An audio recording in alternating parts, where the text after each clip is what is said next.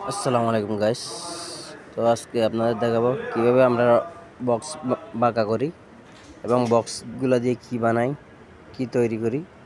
দেখেন এখানে ডাইসের মধ্যে একটা 6 মিলি রড লাগানো আছে। তো বক্সটা 6 মিলি রডের মাঝখান বরাবর পড়বে, তো চাপ দিলে এমনিতে ব্যান হয়ে আসবে। খুব সহজ পদ্ধতি তো আমাদের বাংলাদেশে বানাই, ব্যান করে কেটে কেটে, তো এগুলো সুন্দর হয় না। দেখেন আমরা কি বানালাম এখন, বক্সগুলো বাঁকা করে খুব সুন্দর একটা লাভ হয়ে গেল।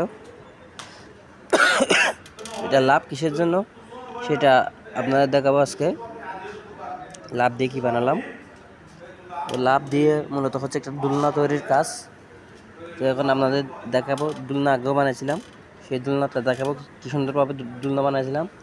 আর এগুলো হচ্ছে আমাদের ওমান প্রবাসে রেডিমেড সামান, এগুলো আমরা নিত্যনত ওমানেরা কিনতে আসে, এগুলো বানিয়ে রাখি।